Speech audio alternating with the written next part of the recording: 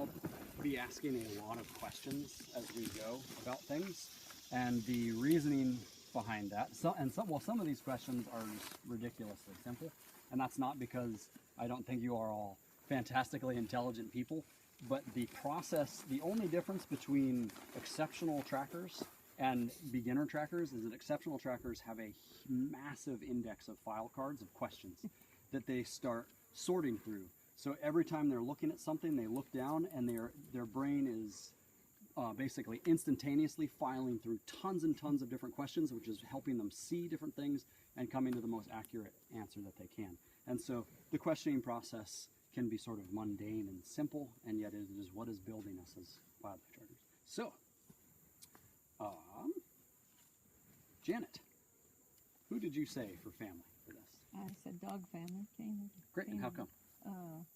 Well, there aren't many things that big Okay. out here, and you can, I think you can see some claw marks. Okay, so some claws. And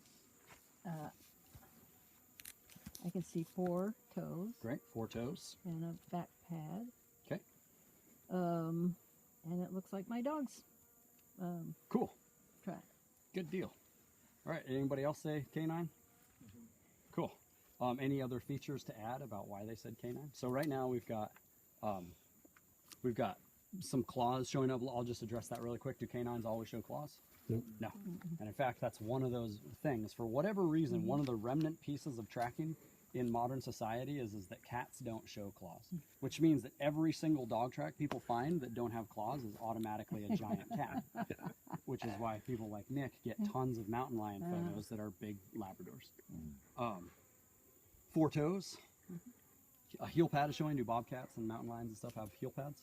Great. Okay, so we'll talk about that momentarily. What were you going to say, Jim? Well, I was going to say one found a clearer track over there. Clearer which track, showed the okay. claws better, which I Excellent. appreciated.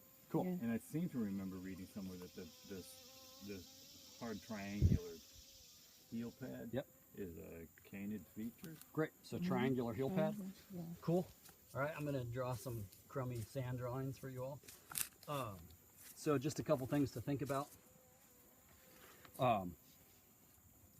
Symmetrical track or asymmetrical, meaning if we cut it down the middle and fold it like a taco, does it make a mirror image of itself? Yes. Great. On the front feet of cats, is that the same? No. No, they're asymmetrical. They're built just like us. They got a low pinky, a higher index finger, and the longest middle finger. So cat tracks, when you look down, sorry, Bethany, when you look down, it's actually, at least with the front feet, I'm going to put in a crummy heel pad there, but with the front feet, you can tell rights and lefts immediately, which is useful for interpretation, which is kind of cool.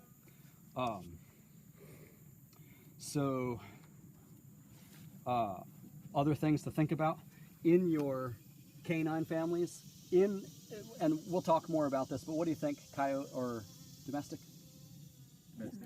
Okay, yeah. And we'll talk all about that later on.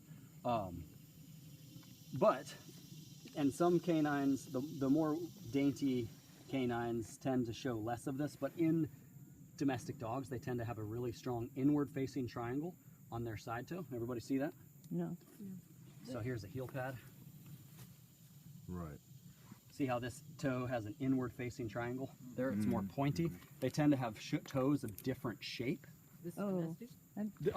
Canine features. However, domestics show that more strongly. It's going this way, Danny. It's coming towards Yeah, us. I'm still not quite getting what you mean about inward. Okay, so see inward. these toes are sort of egg-shaped? Yeah. And this toe has somewhat of an egg shape, but the inside, it points to the okay, inside. thank you. So an inward-facing triangle. Right. Cool, thanks for Okay. clarifying. So cats tend to not have that. They tend to have more more evenly shaped toes all across all 4, sort of pointy egg-shaped toes. They can have a little bit of that. That's one other thing. Most importantly, though, especially for those of us going on to pass information on to other folks, the quickest thing at a glance is to look down and ask yourself a single question, whether cats or dogs. And that is, what makes up the majority of the mass of the track, the toes or the heel pad?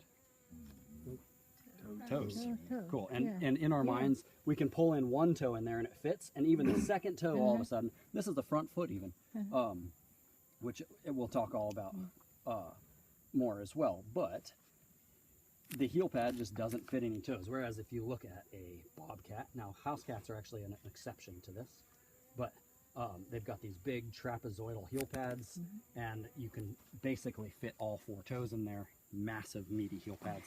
At a glance, you can walk by and just look down and say, that's canine family, without having to deal with any of the other stuff. Could you repeat that again? I was writing Sure. something. I'm sorry. No worries.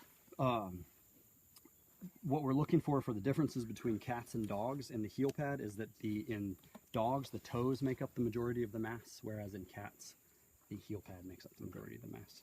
However, there are differences in fronts and hinds because the heel pad and the hind foot is smaller, and yet it is still proportionally massive in your cat family, except for house cats, but we'll talk about that later. They just have it. They still have a big trapezoidal heel pad, but it is smaller than the other. It's one of the ways you can differentiate things like juvenile bobcats, very small bobcats, from large house cats.